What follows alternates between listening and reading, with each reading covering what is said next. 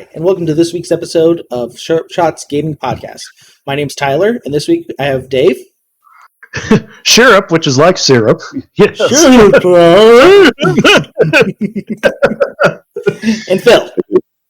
Hey. Hey. Also, I'm sure as our listeners notice, we have a new theme song. That is compliments of a guy we used to go high school with by the name of Jake Tweedy. Him and his band, Hubris Debris, put that together. So I would recommend you guys go check them out. They're on Instagram. Just look up Hubris Debris brand. And I'm going to post the link in the description down below as well. But, thanks to him. I want to say thank you to him because that is just awesome. Yeah, big shout out to Jake. Jake and I used to be nigh inseparable, probably like second grade through like sixth grade because, he lived just down the street from... So all the tales of people having a bicycle gang back in the day. Well, that was us, but it was us on our bicycle gang going to each other's house to play NES games. Sounds about right. Yeah. Well, we also played a lot of those old Lucasfilm point-and-click adventures on his computer at his house. That was always fun, too. Day of the Tentacle, Zack McCracken and the Alien Mindbenders. Good times. Very nice. So, Before we get into this week's main topic, I've got a gaming gripe I've got to share real fast here, okay? Okay. So, last week, Dave, you talked about Balan Wonderland, that kind of spiritual successor to Knights. Yeah. And the demo came out, so I was like, cool, I'm going to download it on the Switch, see how it is. Okay. Dumpster Fire doesn't begin to describe how that game is. Oh, no. So, and this is not hyperbole. It has worse fade in and fade out of characters than Gex the Gecko game. What do you mean by fade in and fade out? Oh, like appearing? Like if you get too close to it. Draw distance, I see. Okay. Not even draw distance. Sometimes if you get too close to a character, it just disappears. Okay. Ask me what an A button does. What's the A button do? It jumps. Ask me what B does. What does B button do? It jumps. Ask me what the trigger does, the right trigger or the left trigger. I'm going to guess jump now. Yes. The only button that does anything different is the left bumper button, and that just lets you change what kind of jump you do. It's... And I see we're going for the Kirby's Air Ride controls, aren't we? You can play the game with the control stick and the A button. That's about it. Yeah, but at least that game had flow. It had rhythm. This game, the worst offense. Worse than the graphical travesty it is. Oh, man. I had such high hopes, and you have dashed them all. Well done, sir. So when you jump in this game, you lose all momentum and you just go straight up and down. Wait, so is like if I'm running forward and jump, I'm just up and down, just vertical. Yes, you lose all momentum. What? Yes. Okay. Wow. Okay. Oh, that's a design choice. Usually saved for the worst NES games. I literally have to wonder if they put this demo out just so they can say, hey, we put a demo out. You didn't have to put any money down. You could know what this was. Oh, wow. There's so many other words I want to use. It's just, Sounds like the ghost of Sega past, coming back to haunt the present. I still... I will occasionally buy like a garbage game, just because I'm semi-interested in it. But thank you for letting me know. That'll probably be one I wait until it's like, in the $15 or less pile at GameStop. That's where I found like Wonders of Knack 2, Dave, here's what I strongly recommend, okay? Okay, I'm listening.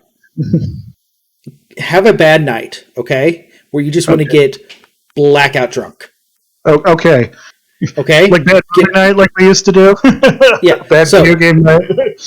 So, just play the demo for 5 minutes. You will be passed out from alcohol poisoning within 5 minutes. I don't think it'll be that bad that I get alcohol poisoning, because I've never done anything like that.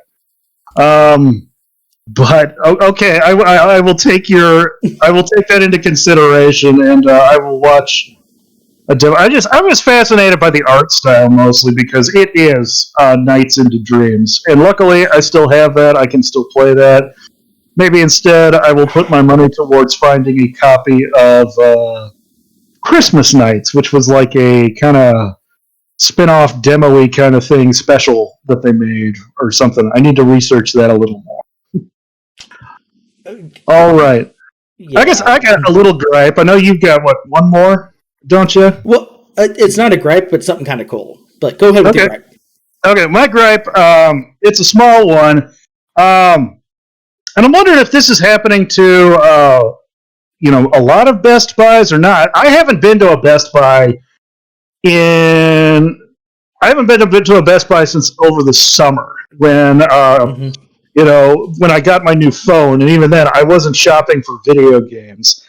The one thing I did find that was cool, though, apparently Best Buy is getting a good bit of the limited run games. The ones that are download only but made physical, and actually have them in stock in the store. So that's been pretty cool. So I've been able to catch like Undertale on nice. Physical, and but also I was always interested in in Panzer Dragoon. I have that on the Saturn as well. I know I talk about Sega a lot, but really I was a Nintendo fanboy. But I do like Sega style and aesthetics. So I wanted to pick up the remake, and I saw that luckily it actually was available in store in my hometown, and which was nice because I didn't want to pay like the eBay markup price, which was like an extra $20 when really it's only $40. So I get over there, but the video game section for this Best Buy, now I will admit it's a smaller scale Best Buy. Like the local Walmart is bigger than this Best Buy, whereas you have the huge Best Buys though, but those sell also like washers, dryers, refrigerators, stuff like that.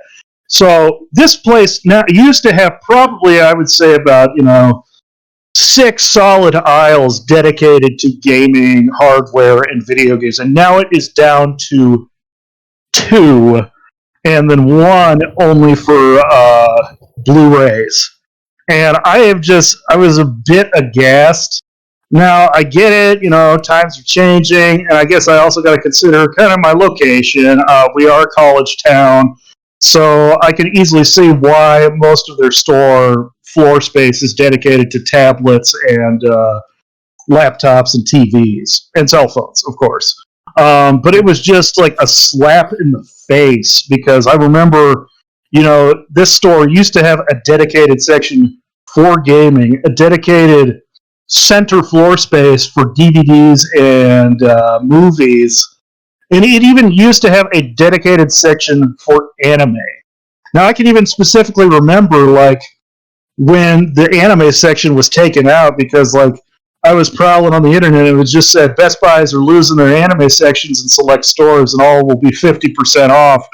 So like I grabbed my then girlfriend at the time and we went there and we just we bought up like all that we could.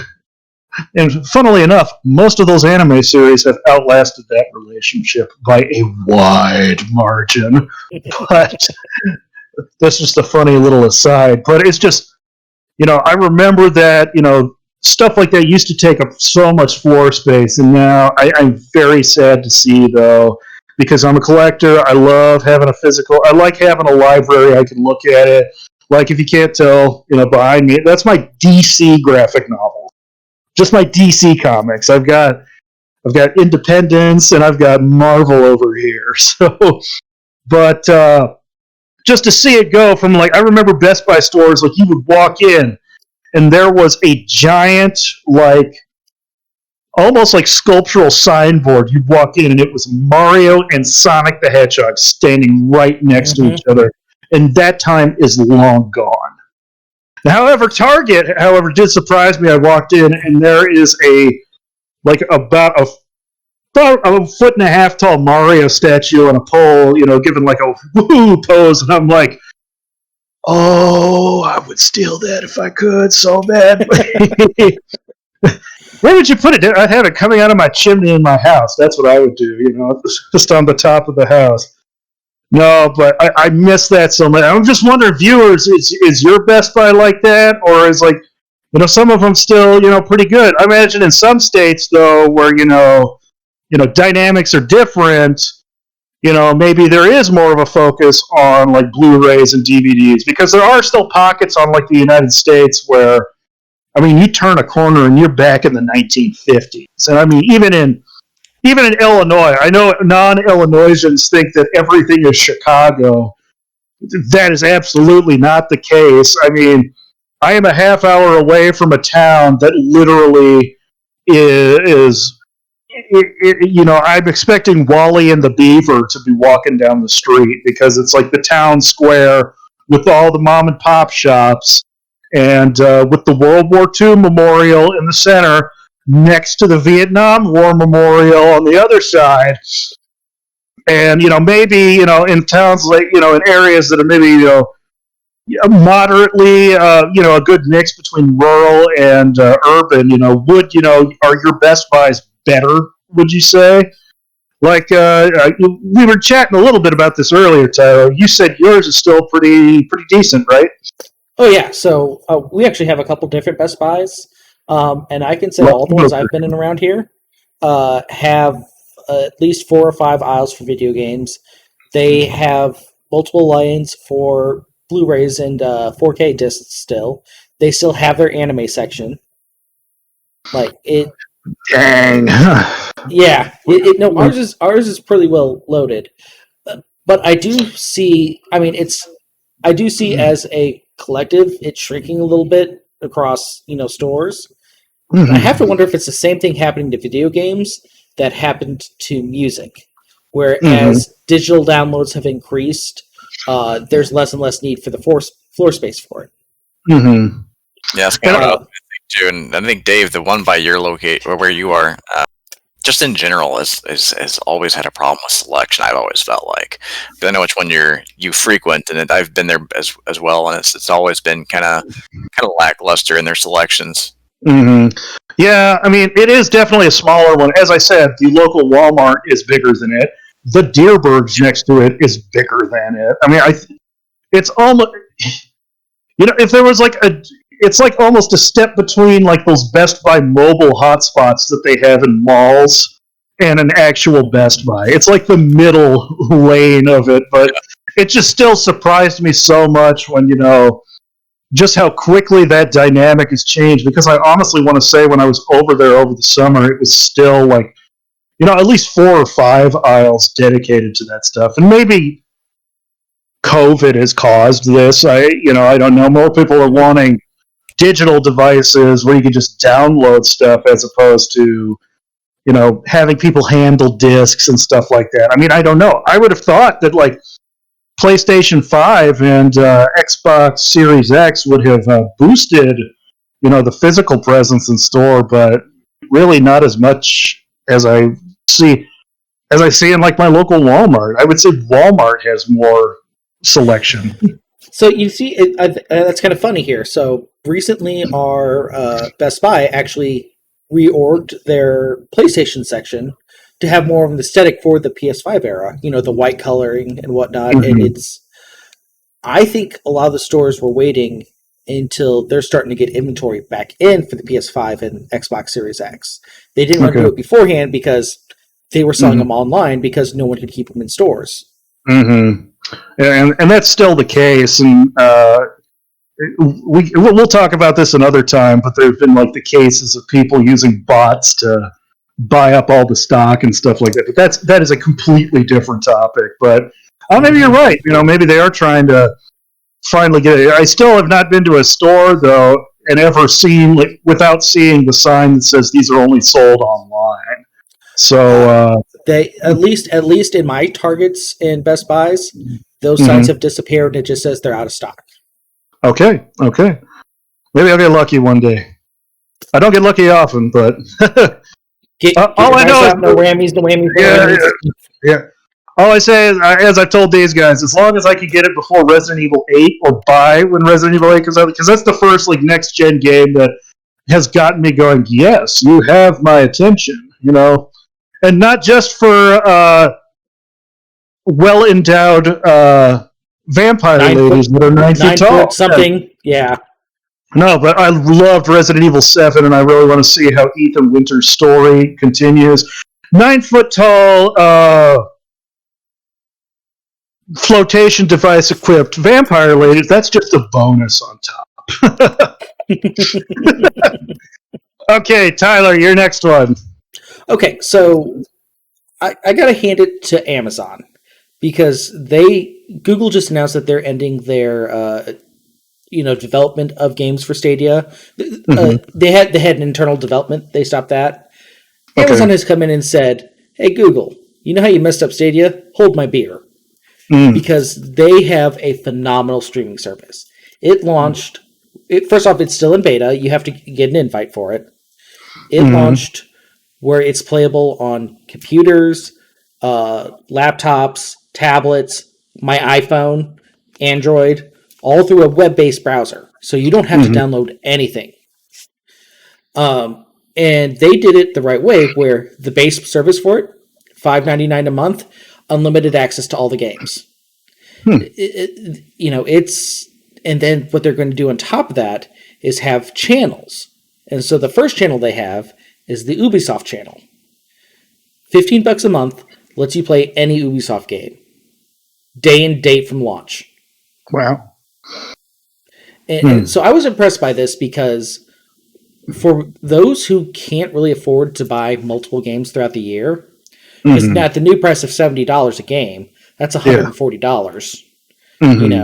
You now have an option for, 6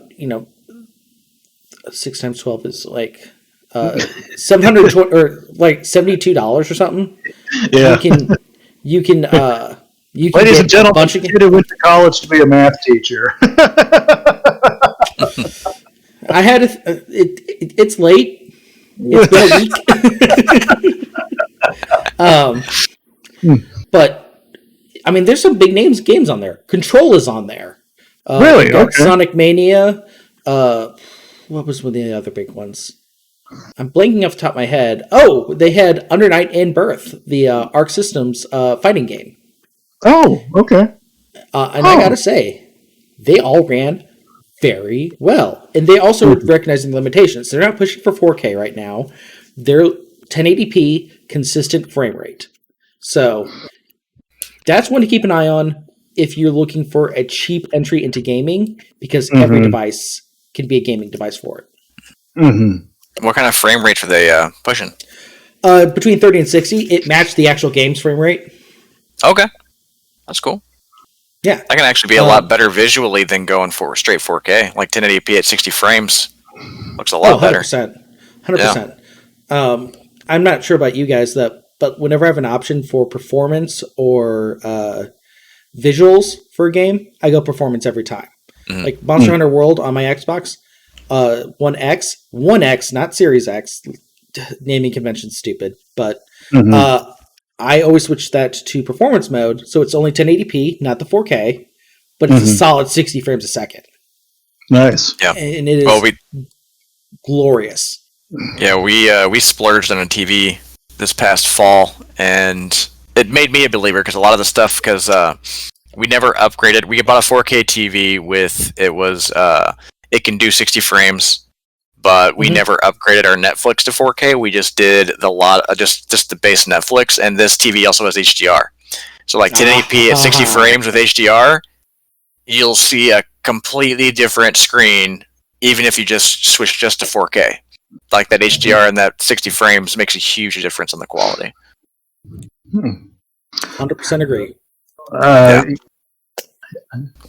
With me, though, I heard you guys talking about Stadia, and I was just, because that, for me, the collector throws the concept of ownership of your games absolutely out the window, and I actively kind of despise that. I know that some studios are chomping at the bit to be able to do that. And so here's my thought on it, Dave. I don't want it to be the only choice. I do not want Stadia or Luna to be the only choice. I just want it to be a choice, to be an entry-level non-barrier for gamers.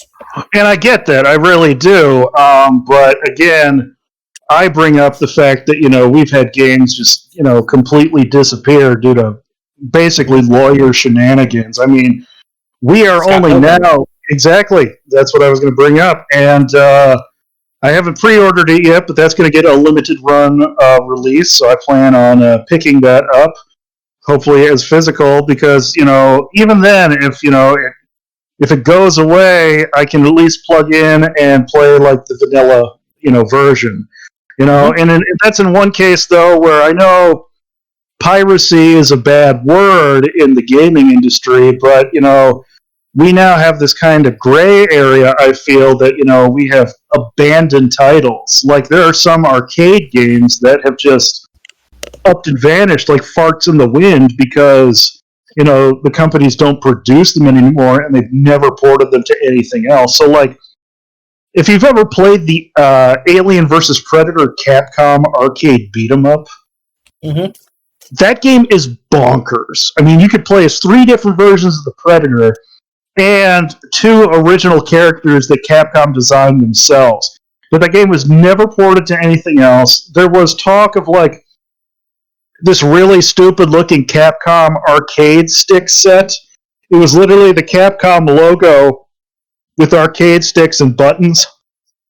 And it said it was going to have it on there. I have heard nothing of that yet again. And so that is the only like gray area that I have, is that if I can't physically buy it, then that is in my own choice, where it's just like I think piracy is allowed in those cases when things have just been absolutely abandoned and there is no easy way, tangible way for me to buy it.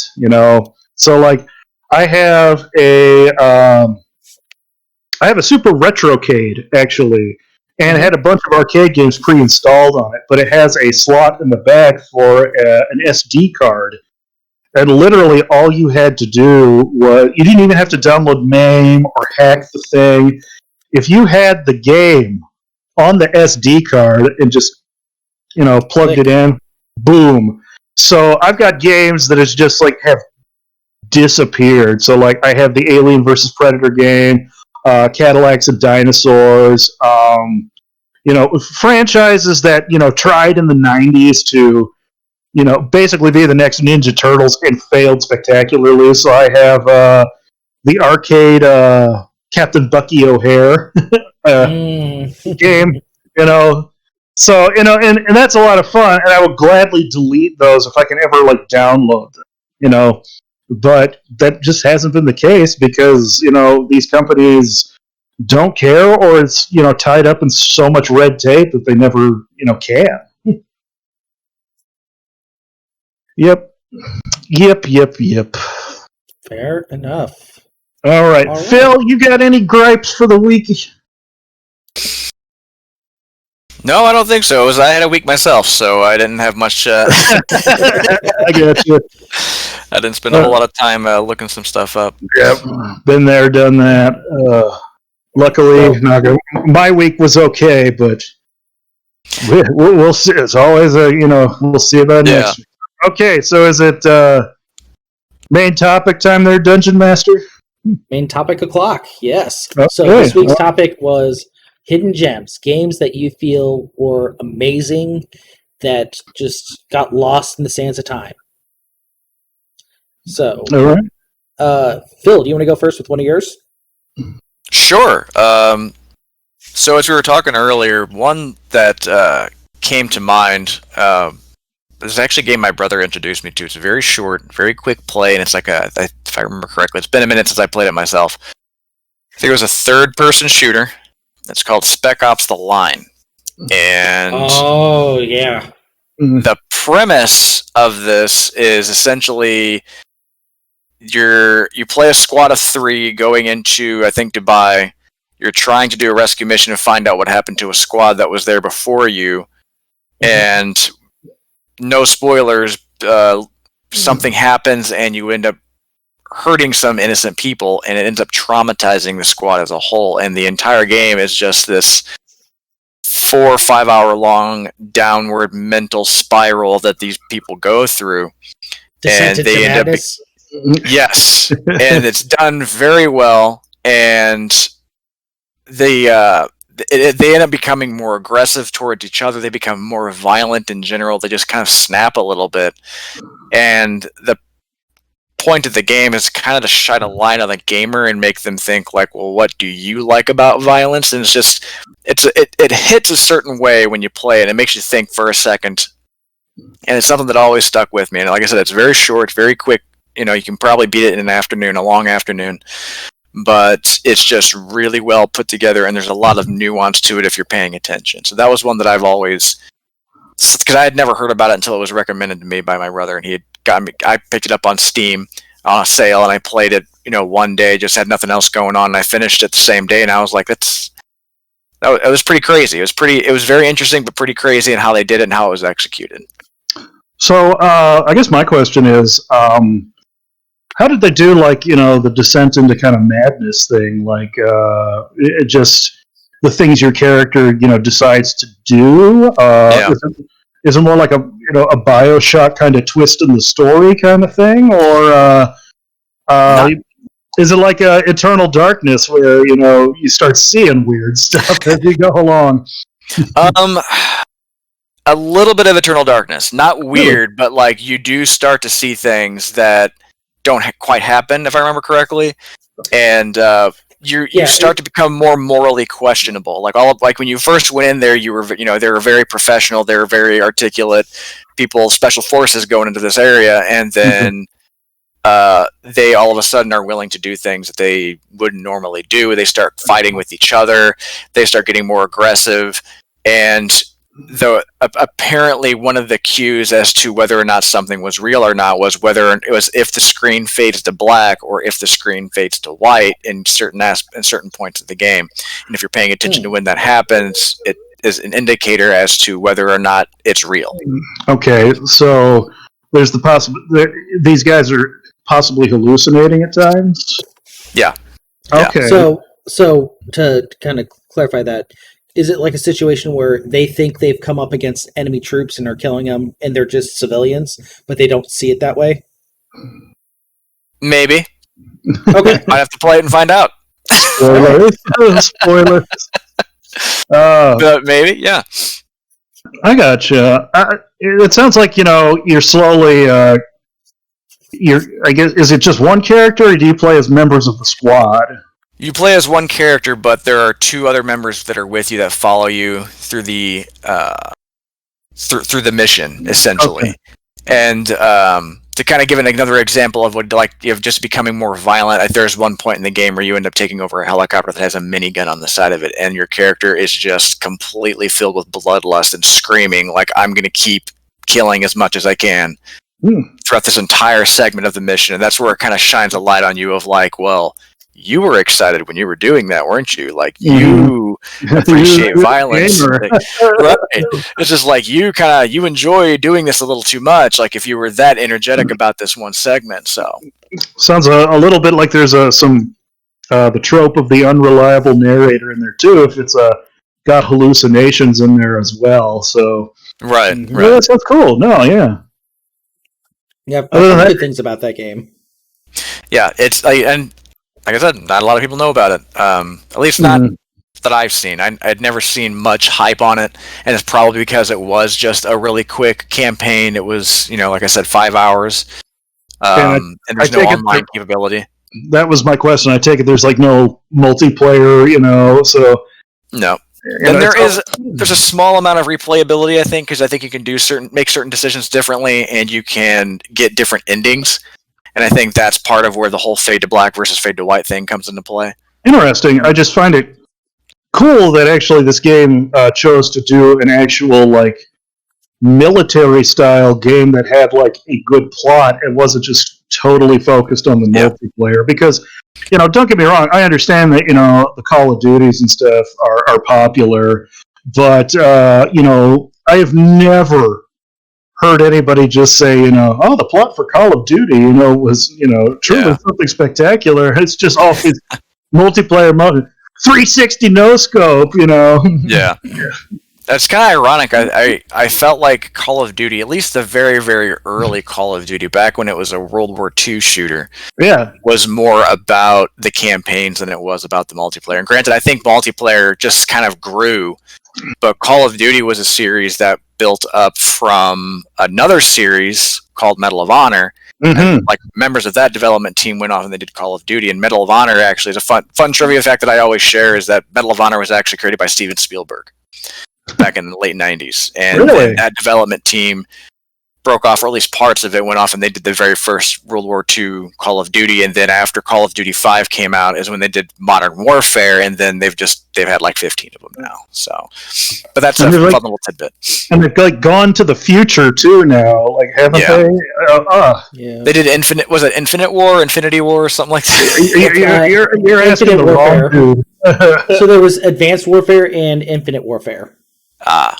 I'm always up for a good shooter. However, I've never been too keen on like mowing down people in a game necessarily, but zombies, mutants, aliens, monsters, demons. Oh yeah, I'm all for it. So that's why I like Doom. And Nazis. Okay, Nazis aren't people though.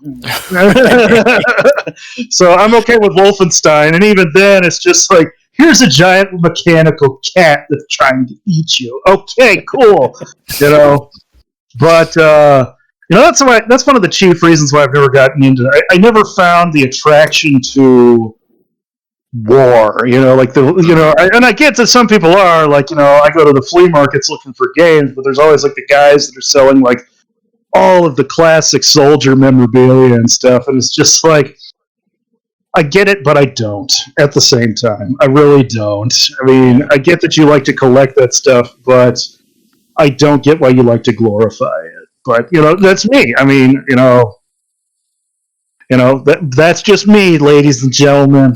There's definitely a threshold that I think shouldn't get crossed. Like, it's okay to appreciate certain things, but when you start taking fantasy and making it reality, then it starts getting more concerning. Oh, yes. Yes. All right. That was my game, or at least one of them. I got another one I can share too, but I'll pass the torch on to whoever wants to go next. Tyler, I think it is your turn. All right. So I think the one I'm going to start off with, I'm going to tell you a tale. So back in the day, I didn't own a PlayStation. When hot new commodity for the PlayStation 2 was Metal Gear Solid. I heard about Solid Snake left and right. Man, this is such a good game. This is totally awesome. And I wanted to experience that story. So my first Metal Gear experience, and a lost treasure of a game, is Metal Gear Solid for the Game Boy Color. All right. And now, in other nations, it went by the name of Metal Gear Solid Ghost Battle. So, a little kind of background on this game. It is alternate universe from the other Metal Gear Solid games.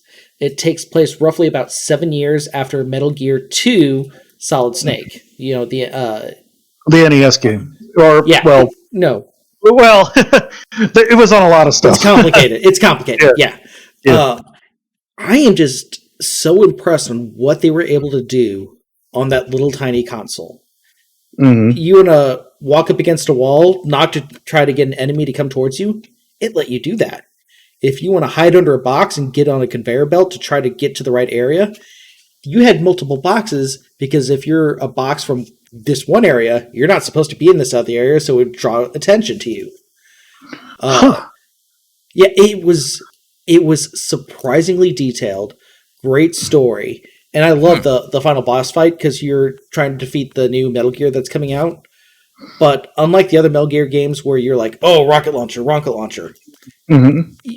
you basically, you have a couple C4 things, and you stick it where it's about to step to try to get it to blow its legs off.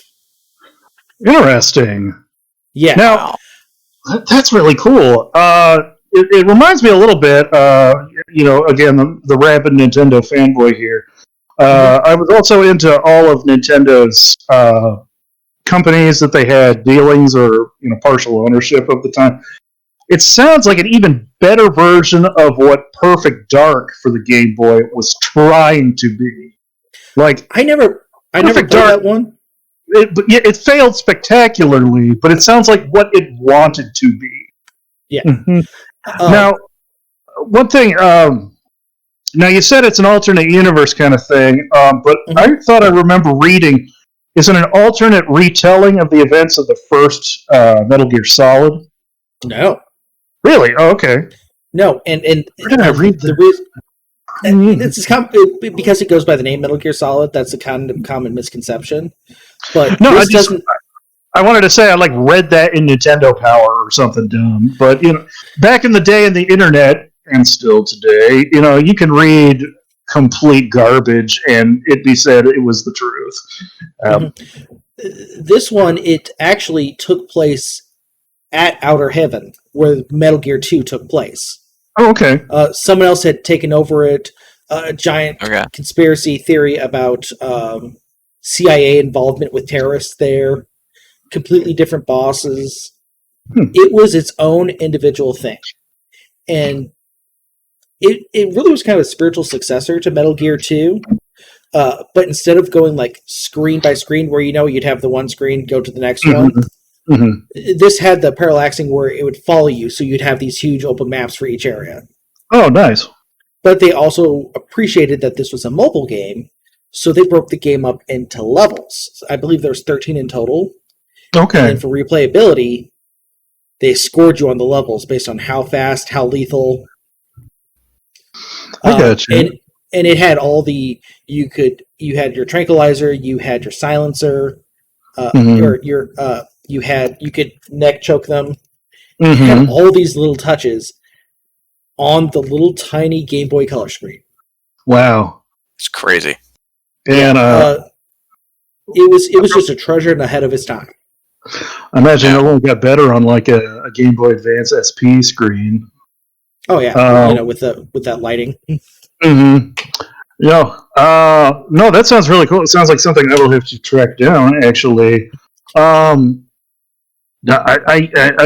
don't know where the retelling of one came from. But now I'm just wondering, why did they make it like an alternate universe kind of thing when it sounds like it could fit in with the rest? But I guess I guess with some of those mobile games, sometimes I guess the creators aren't necessarily involved with their making, and so I think that was the case with this one. Really, okay. And I think, don't quote me on this. I think it takes place 7 years after Metal Gear 2. It kind of rubs up against the time period for Metal Gear Solid, so the two couldn't coexist. Okay, well that makes sense. Okay, so I guess Hideo was just like, oh, which one am I going to keep? Well, obviously my baby. Right. No, but I find that sometimes with these handheld games, they do try and shoehorn them into canon, even though it's just when they were made, they were not intended for that at all. I believe I have all of the Castlevania games except for any stupid pachinko machines they may have made. But even Castlevania Judgment? Tyler, we played that at your house. I know. I still have the scars. The emotional scars. I bought it that day, and I brought it over to your house, and we played it on that big, giant screen TV that your parents had bought at a yard sale for $50. Yep. Which one was the Judgment? That's the 64 version? That's the fighting game. Oh, God. I thought the 64 3D one was the worst one. Yeah, no, and just like Jared Leto, it looked like every character fell into a vat of Hot Topic. Oh, yes. Originally I was like, oh, the creator of Death Note, did all the designs, and then it's like, oh, the creator of Death Note did all the designs here. Choices were made. Yes. Smash Brothers has since rectified said choices. But, yeah, absolutely looked like they fell in a vat of hot. No, but, Koji Igarashi, who has since left Konami, so who knows how, the rabid Castlevania fans that, will probably chew me up to pieces in the comments will be like, oh, that's not true, blah, blah, blah. But, there was one for the game, but they made 3, and it was Castlevania Legends, where it was like the first one to actually have a female Belmont protagonist. And he was just like, nope. And I'm just like, oh man, you know, and it's so funny, you know, just like, you know, that certain one, he's just like, nope, that one's not it at all. And some people were speculating, it's just like, is Koji just like broads don't know how to fight vampires or something? You know, just is he being really sexist or something? I don't know. But, you know, it's just, you know, and like some of the Legend of Zelda ones have been like that too. You know, now that Nintendo has revealed their official timeline, you know, you could tell some of these were like, well, if we do this, we can fit this one in here, and, you know, a little side slip in here, we can fit it in right here.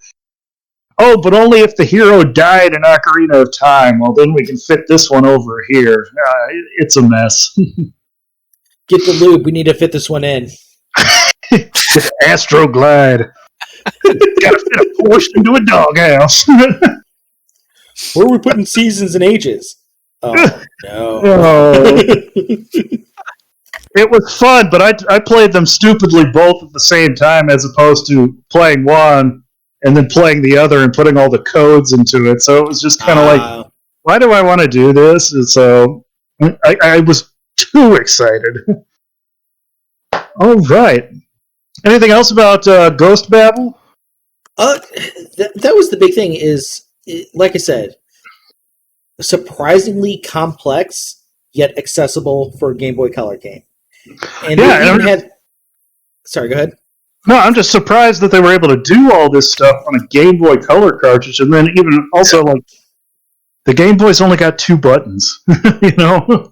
Oh, they made use of those start and select buttons, too. Oh, really? Yeah, so, well, like, one would be, if memory serves me correctly, you would hold down one to change your gun, and the other one to change your item. Oh, okay. Wow. Interesting. So, Could you pause? Yeah, no, I know. I think what it was is you hold down one and like up and down changed one thing, and left and right changed the other. Oh, okay. Okay. Kind of across. If memory serves me correctly, it's been a long time since I played this game. I'm It's sure a long a time. lot of that. I don't know. I was drawing a lot of blanks with the one I brought up. But I just remember it being so engaging, so fun, and one other thing that it did bring from Metal Gear Solid, if you were spotted, you had to hide. I gotcha. Nice. And it even had that dun dun dun dun dun Nice. running through it. So, Oh, that's really. I'll have to pick that up. Maybe I'll see if I can play it on my GameCube Game Boy player and see if it'll work on a TV. You know, that might be after the podcast, I'll send you a YouTube video of it so you can kind of see what I'm talking about. Okay, yeah, that sounds cool. Okay, cool. Yeah. All right, Dave. All right. Hidden gem. I have a couple. The first one though, I really kind of looked at this like, you know, there's a lot of, you know, YouTube videos or YouTube stars that, you know, really, they do a lot of, you know, like top 10 hidden gems for the SNES. And so, you know, I'm looking at a lot of my games and I really was looking at them like, I want to pick one that I really truly enjoyed, but I've never heard any of these websites talk about it. So, like, I know I mentioned Eternal Darkness earlier, which, you know, that's one that I would consider, yeah, a hidden gem because no one really does. But then it's like, you know, the completionists and all them have talked about it and stuff like that. Or, you know, Cinemassacre has done like top 10 hidden gem videos on the Super NES, and like I actually, you know, was surprised. I'm like, oh, that's cool. I got to go get that to add to the collection. And but actually, I decided to pick one though that, you know, me and my brother were really fond of from when we were little, and we really enjoyed. And this was actually from the time when, you know, we had a Genesis first, and you know, this one was, you know, we would rent it constantly from the video store. And at the time, oh, excuse me, I got slight hiccups, which are like hiccups. Hiccups? No, Is that one of those new drugs? Yeah, yep. This one doing the hiccups. No, but the video stores would be in the local grocery store. So, like, it was Schnucks was our video store. And Schnucks had the best video game collection you could rent from. Yes. And even before then, you could rent a console from them. So there were times where, like, for a special occasion, I would, like, for a birthday, we'd rent me a Genesis before we actually bought one. But the one that, like, we constantly kept going back to, and I guess maybe we were interested in the box art or anything like that. But the one I hear no one ever talk about, and it is probably one of the most graphically impressive games on the Genesis, as well as being, fairly technical, and it's kind of like how you said with Ghost Babel. They did a lot with very little, all things considered. But it's called a Ranger X.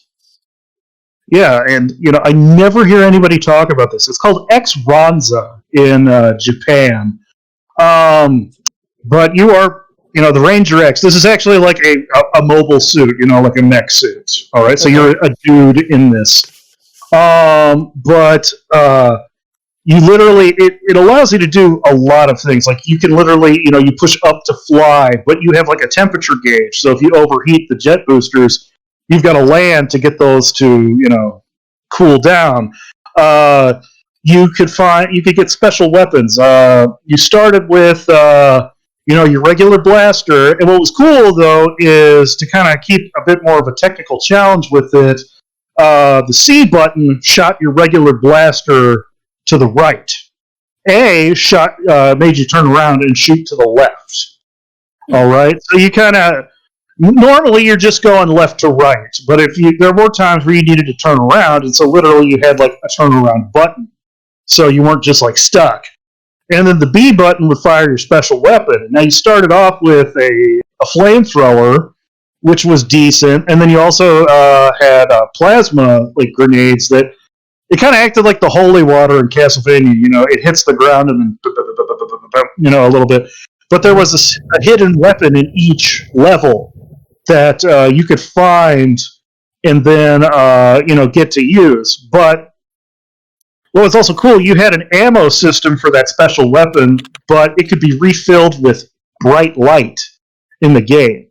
So, like in a level where you're like, in a bright sunny field, it's going to regenerate pretty quickly. But the very next level, level 2, is in a cave system, and so you're starting to run out of that stuff pretty quickly. But you can then realize that you can actually find like stalactites hanging from the ceiling. You could blast those, and that would shine light down through it. And you could stand in that for a while and slowly refill your bar. And then, like, another level is a forest, which is got like really dense, underbrush, and you can't really fill up down there, but you could fly up, and you've got like a platform up there, and you could, refill there. And that was another thing too that was cool. In every level, you had an accompanying vehicle that would come along with you. And in most levels, it's called they were both called X-Up, but one was called X-Up Indra, and it was a motorcycle. And this was the only way you could switch out your weapons. But literally, you could like fly, land on top of it, push down, and you would merge with it like a transformer combining. And what that was cool about that is it gave you a whole different health bar for the fused, motorcycle. But then also, as you push the B button in the motorcycle, you'd switch out your weapons and you could pick which one you wanted.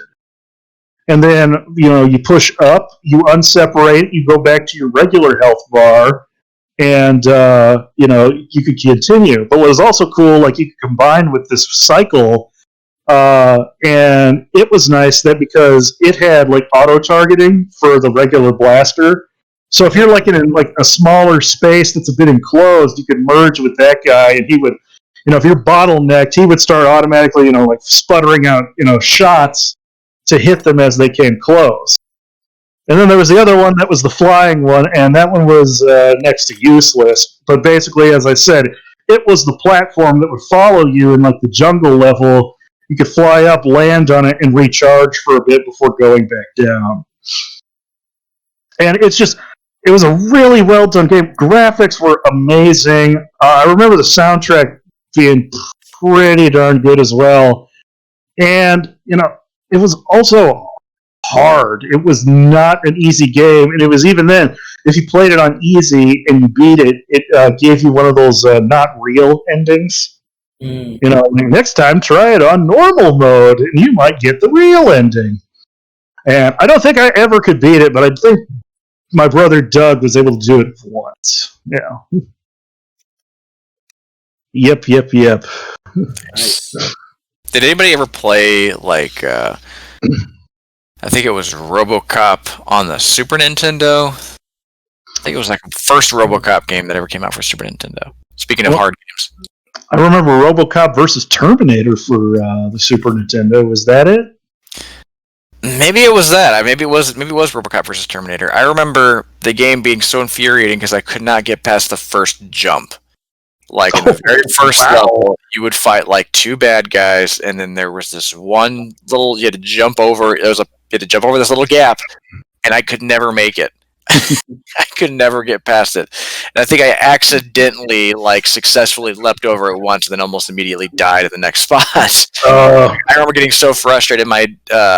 I asked my dad I had rented it for the weekend at Blockbuster, and I had gotten so frustrated playing the game. I asked my dad to take me back to the Blockbuster to return it because I just couldn't get past the first part.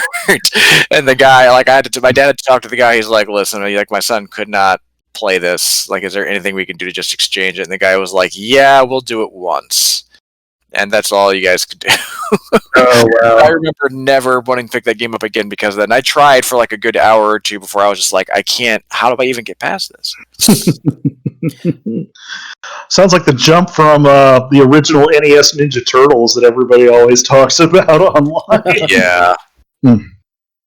So, Dave, talking about Ranger X there, it kind of sounds a little bit like Master Blaster. Do you remember that game? Yeah, no, I do remember Master Blaster. I guess this was my Master Blaster because I wasn't introduced to Master Blaster until much later when I started collecting NES games. There are parts like that, but it is purely a 2D side-scroller that at very much times is like a shmup, Okay. And so there's no parts where you go into a cave and it goes to the overhead view, like the 2.5. Yeah, I was thinking more of. D. I was thinking more of that you could separate from the tank and then do that separately from the. Oh yeah, and everything in it is just a bonus, and then all of the special weapons have a different effect. The flamethrower is really a pretty junky weapon. And so are the plasma bombs, but I would say that in level 2 you got this really cool lightning gun. But what was interesting about it fired. Your body would be covered with lightning, and then you would shoot a beam out of your head and your feet, and they would slowly start spinning around, in a weird clock formation. But if they caught something that was an enemy, they would then focus on that, and both beams would then shoot, And then they had one where you could literally find a robotic falcon, and you could fire it off, and then it would literally fly and attack enemies until they blew up, and then would go on to the next enemy, And then after a certain point, then it would return to you, and it's just holy crap. And then there's also a way to find the final special weapon in one of the I think level 4, and it is literally a screen clearing laser. It is a laser that kills just everything in the screen. Just blam! You just see this swath of green coming. It looks like the laser that fires at you in Mighty Morphin Power Rangers for the Super Nintendo. If you take too long in the level, just blam, and just destroys everything. Phil, I'm surprised you're not talking about this game more because I had a retro video game night one night and everybody was over and you were getting really into it. Okay. And so we all were just hey, let's go get some drinks. And then 20 minutes later, you come upstairs and you're Man, I must have been really into that because all of a sudden I turned around, you all were gone. Well, I was actually about to ask. I'm like, this game sounds really familiar. I feel like I've played this before. Yeah. I remember I remember bits and pieces of it. It had to have been a minute though. Mm-hmm. No, you had gotten on the second level and were really getting into it. You were figuring out, shoot the ceiling to allow the light to come through. Yeah, the more you talked about it, I'm like, did I play this? I feel like I did. Yeah. This was a thing for a while. I think it was literally because me and Tyler had a classic game night at his place, and I bet it was just me and him at the time, but we were playing Super Contra. Is that the one for? Or is that Contra 3: The Alien Reuse? Yeah. We were playing that, and we were just kind of going over games and talking ones that we had never heard people talk about. And so I had remembered the Contras a lot from the regular Nintendo, and Tyler's like, well, have you ever tried the Super Nintendo one? I'm like, can't say I have. So we were playing multiplayer on that, so I'm like, okay, next time we do this, we'll do it at my place, and I'll show you some of the stuff from my collection. We can just plug stuff in. And I remember, no one talks about this game, and just wham. Yeah, even outside of playing at your place, I'll text my brother. I feel like I may have played it as a kid too, because I think I struggled a little bit playing it like you did. Because it was a challenging game. Oh yeah, but I'd have to text him and see if it's in our collection. He actually still has a lot of our old Sega games still over at his house. So I'm like, does Ranger X, is that in our pile? We've got a lot of old stuff there. Yeah, and I just feel bad because it's no one talks about it, and that was the one and only game that company made. Sega published it, but then gave little to no fanfare about it, and then it promptly up and farted off into obscurity.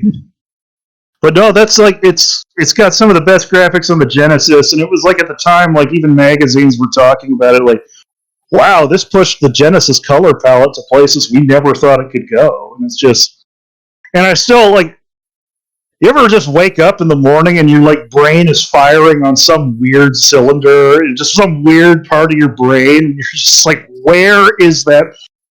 On occasion, I'll get Ranger X boss themes and just wake up and it's just what the heck? What was I doing in my dream? I shamefully admit I've had more than one video game dream. Oh yeah. I had one. I don't know if you guys ever played StarCraft.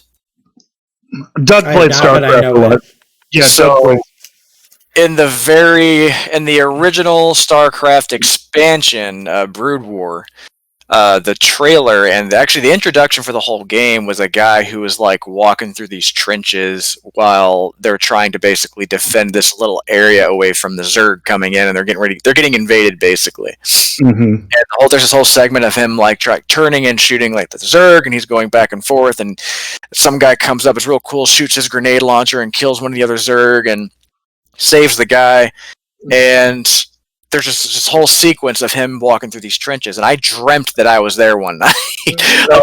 I was on a battlefield with trenches, and then I was dream ever. It wasn't bad, but I think I was I had to have just started high school because that game was coming out in 99, I think. Working out. So I was probably a freshman in high school, and I think I had just 8th grade. Wouldn't that be 8th grade? Because we all graduated in 04. Oh yeah, you're right. Yeah. So yeah, you're close. You're close. But either right before high school or as I was starting it. But yeah, I remember playing the game, and then I had this dream, and I woke up, and I was just that was intense. It's just on this dark battlefield, you're shooting Zergs coming at you. Oh, it could be worse. You could be like me, and when me and Tyler were rapidly trying to collect all of the Smash Amiibo. I'm still trying to do that, but I'm missing 6 now. But it was so hard for some of those early ones, and I was having stress dreams about it, and me and him were getting together and ordering them from the United Kingdom and shipping them to America because it was cheaper to do that than to actually try and buy them off eBay. Yeah, so fun times, but what's the matter, Dave? The heroin makes the amiibo nightmares go away. No, ladies and gentlemen, I have never done heroin or actually any drugs that were not, prescribed to me by my doctor. Thank you very much. Again, just we did a soda bong in high school. Wait, that wasn't high school, was it? Was that college? Yeah. It was, because I think we were trying to be the anti-partiers. We're like, we were having a party, and then people were doing beer bongs. We're like, let's add some more carbonation, guys. Yeah. And that ended up being the challenge, really. It was like, could you finish the can of soda before your throat burned? Like, or your stomach contents came up. Yeah. All right. That was an interesting party. That was. Yes, it was. We had some interesting parties. I still have pictures of that party somewhere. I do as well. Nice. So, well, guys, let's go ahead and do kind of a rapid fire here. One more each, but try to keep it under 5 minutes. Okay. So good luck with that, but we'll try. Yeah. Phil? Okay, so the other game I had was a game called Sacrifice. If you're ever into real-time strategy games, it completely revamped it. So as opposed to like the traditional top-down that you would get from like Command & Conquer or StarCraft, it was actually third-person. And the premise was that you were a wizard. I want to say he was up and coming and trying to get rid of another evil wizard. It's been a while, but what I remember about it was that you were trying to become friends with different gods like Earth, Wind, Water, Fire, and they actually had Tim Curry and Brad Garrett doing a couple of the voices in the game. Tim Curry did the Wind God and Brad Garrett did the Earth God, and depending on which god you did missions for, that was actually how you built your army. So if you did a certain mission with one god, he would give you one unit or one spell that you could use to fight on the battlefield, but you could interchange them. So you could do fire for one mission and get one kind of demon that you could summon, and then you do the next mission, you could go to wind and then have a different demon or a different spell that did a different thing, and that was how you could cater your army when you were doing it. And the premise of the game was that you would just essentially go and overtake other wizards, and you'd climb the ladder. Like I think it was cut and dry as that. It was pretty straightforward. I remember there being a little bit of hype. Admittedly, I remember people talking about it because it was completely redoing strategy games, but it never really stuck. Like I remember it came out and people were like, and then it just kind of fizzled. But that's a game that always really stuck with me. That's one that I played a lot growing up. I think it came out in the year 2000, so it would have been, I guess when PC gaming was really up and coming. Man, what is it with Tim Curry and being in strategy games? Because wasn't he in one of like the Command and Conquers? He was, and he actually. Space. If you liked I guess this would be another call out is Frankenstein. Like if you liked Myst, I never played. I didn't get into those. My brother did. I watched him play them, but I think it was Frankenstein. I guess Frankenstein's monster. But Tim Curry actually played a live action character, and that he played as himself. He wasn't doing just a voice; he was acting it. And nice. He played the doctor that would. I guess he would have played Frankenstein, who wakes you up, and you're basically trying to explore his castle and get out. But it was a puzzle game. But that was during a weird time in gaming. There was a few years in like the late '90s. Going back to Command and Conquer did it. They did Frankenstein, and I guess another rapid fire call out would be Phantasmagoria if you can get your hands on that. But it was all live action recorded for the cinematics.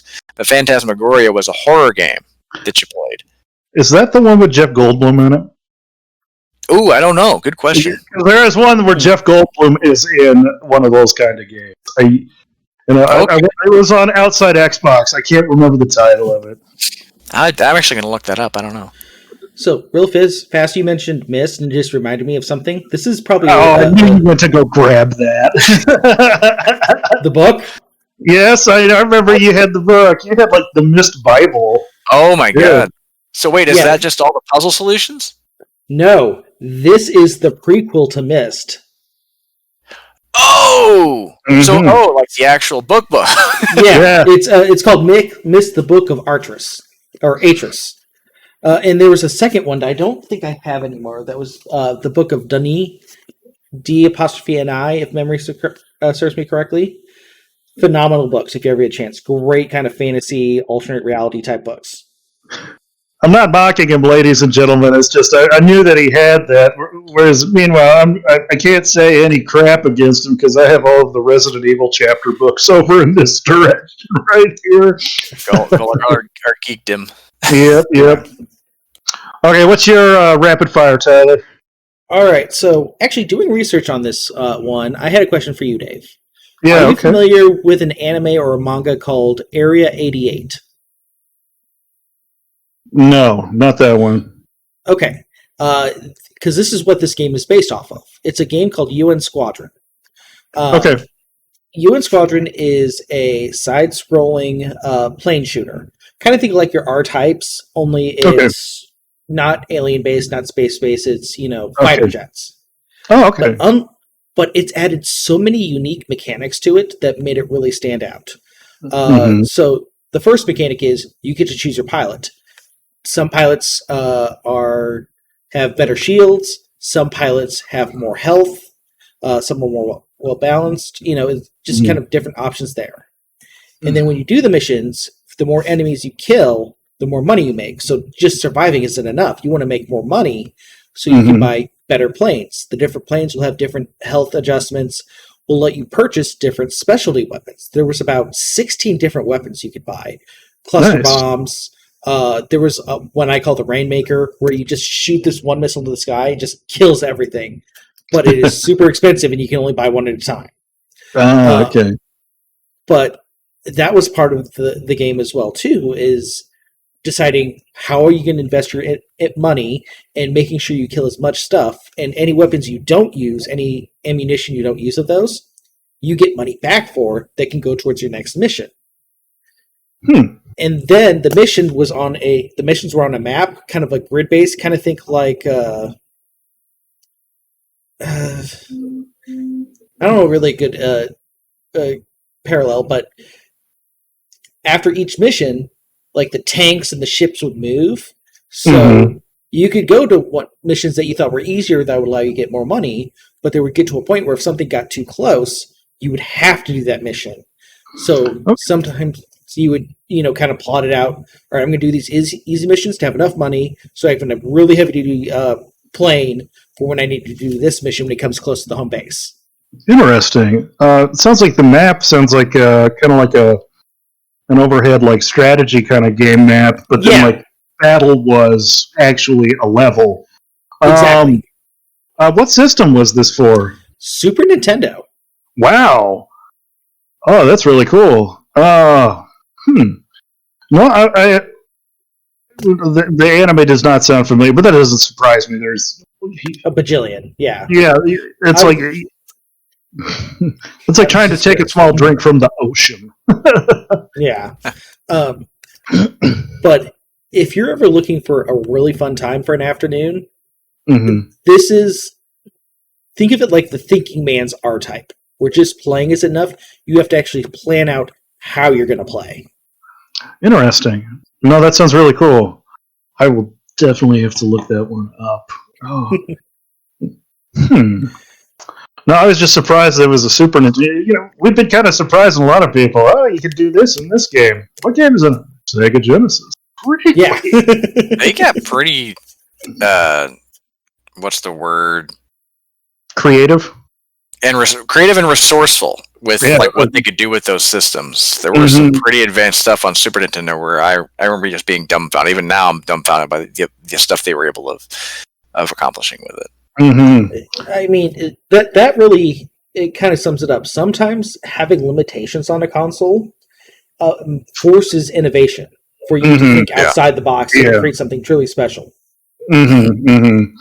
Yeah, unfortunately, it seems a lot of the times that throwing unlimited money at a project now will get a result that can be, literally a polished turd. So, in some cases, that's kind of why I really like some of these games that, reference or use like old school graphics, because then they kind of put themselves in a box, and then, it's like we got to be creative. Like, even though I know the creator is apparently kind of a tool, but the creativity that went into making Fez, was pretty spectacular. Okay, So, I guess from my quick sorry. fun story here. So I was talking to our buddy Joel earlier today, and he's visiting some family, and his nephew was playing Braid. And are you familiar with Braid? No. I know of it. That is the side-scrolling one that kind of looks like a Mario game, but it's got Prince of Persia time mechanics where you can reverse back. Oh, neat. And I was like, I'm not. And I told Joel, I'm not sure that your cousin should be playing this because it's like 7 or 8. He's like, well, why not? So it's full spoilers on Braid here. The premise of the game is your guy trying to go after the girl, right? Trying to save her. But when you get to the end, you realize she's running from you. You are the monster to her. Oh. That's an interesting concept, yeah. And it kind of totally clicks because your character's kind of in like a suit and tie. Kind of reminds you of a creepy frat boy type guy who just thinks he's going to get what he wants. No means yes. I will not finish that chant from the lovely people at what Ivy League college was that? Never Rape mind. You. And over here we have the Rapatorium, everybody, and so real fast, in case any of our listeners have any questions, no means no. Silence means no. Anything other than yes means no. Unless you're into hitting. But even then, assume no.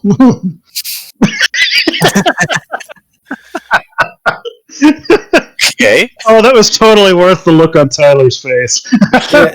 Well, in that case, Dave, they should have a safe word. Pomegranate. The safety word is banana. I love you. No, I'm teasing. Again, I could get away with saying things on the internet that, I would never at times.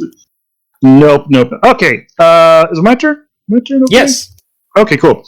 So the last one, I guess, for quickfire, this might be maybe the most modern game that we're going to talk about, but I actually picked a Wii game, and it's called Cursed Mountain. Got it right here. Cursed Mountain, again, kind of like Ranger X, which I talked about earlier. A publisher, Deep Silver, paid to have the game put out and then put like no marketing or aplomb or anything into promoting this game. So, it came out and fell flat on its face. And I will definitely say I do have some gripes with the game. But it is a survival horror game that was designed specifically for the Wii and specifically for use with motion controls. Parts of that are great. Parts of that are more, like the waggle controls that, a lot of the shovelware games for the Wii got the complaints about. But the atmosphere and graphics and storyline for that game were truly impressive for what it was, and I was very impressed with what they accomplished. And the plot is it's in 1980s Tibet, and your character's brother was hired to look for like an ancient artifact on the Tibetan mountain Chomalonzo.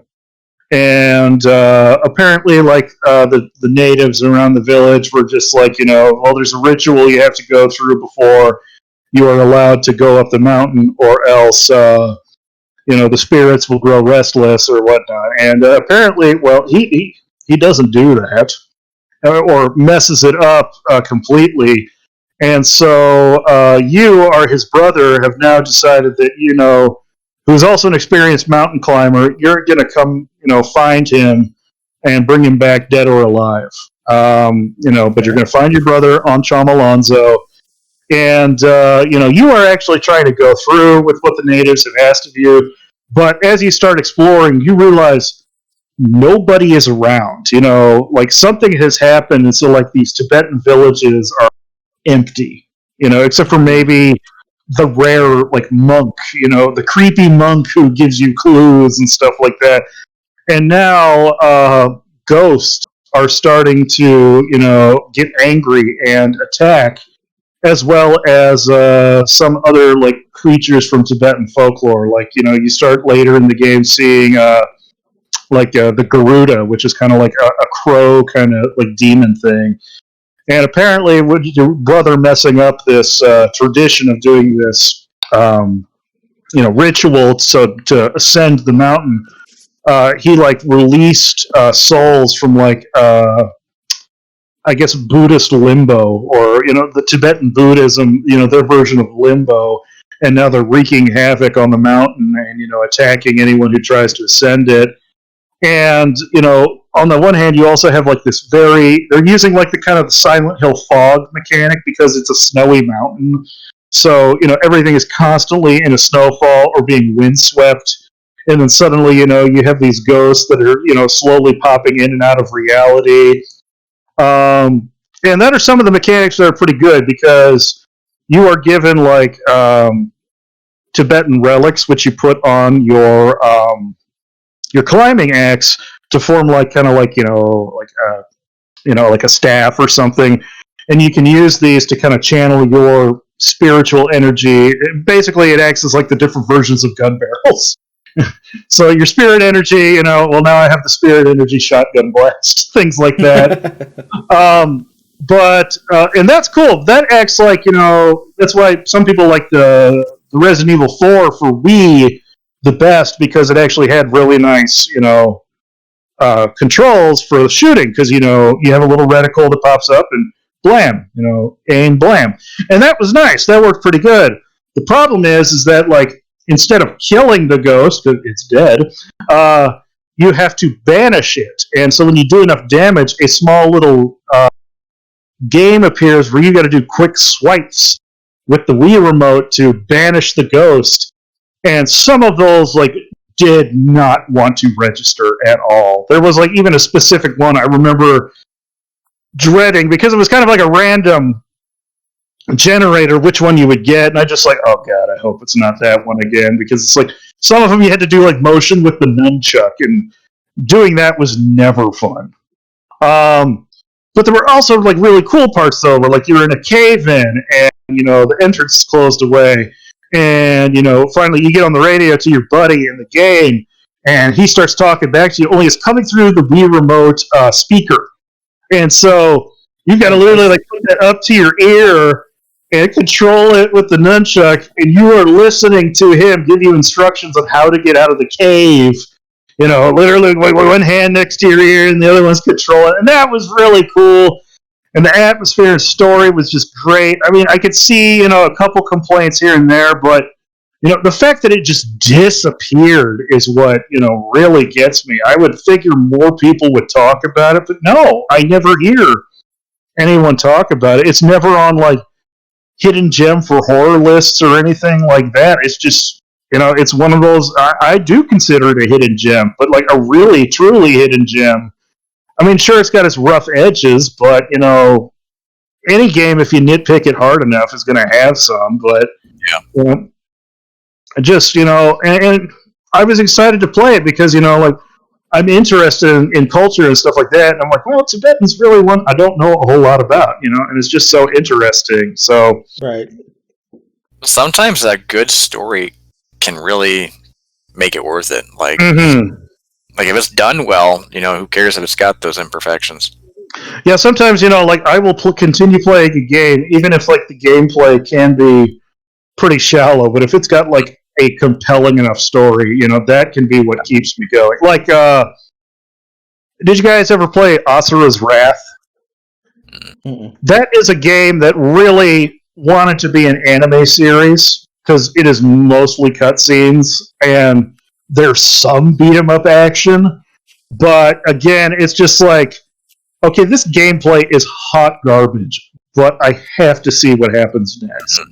Because it was, the plot and the settings were just so new and different and cool to me.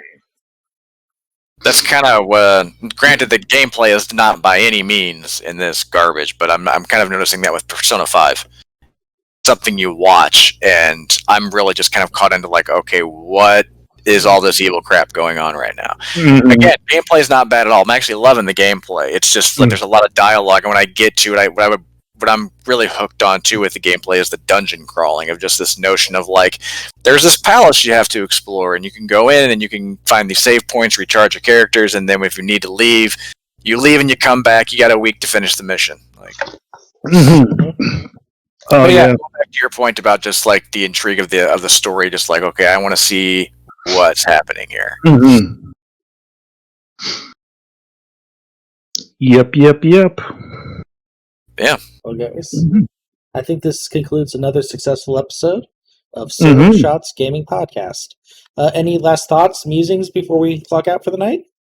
Odama still sucks. There's that. All right. That is 100% true. If you hate yourself, go play Balan Wonderland. maybe I'll hate myself later this weekend.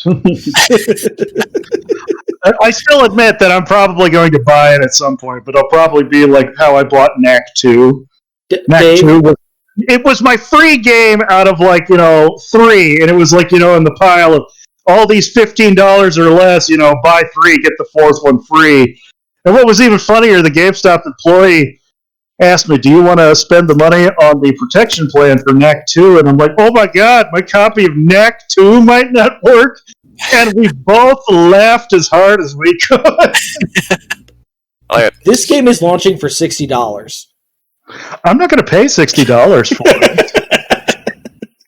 I might not even pay $15 for it. I mean, $10 maybe, but I'm probably going to buy it just for the art style alone, and it might be one of those games that ends up on my shelf but doesn't end up in the system ever. Yeah. I feel like a fair price for this game is you take it just so you can get the curse off of you that someone had placed on you. That's the punishment for relieving you of the curse. Now, I do see that there's a bunch of costumes that change your powers. Was any of that in the? Oh, remember when I said the left button changes your jump? Those are the costumes. Got it. All they do is change your jump, and you still lose momentum. Understood. Okay. All right. PlayStation 5, here we come. All right, guys. Well, thank you again for listening. Join us again next week. We haven't figured out the topic next week, but I'm sure we'll have a great one. But until then, be kind, be nice, be safe, bottoms up.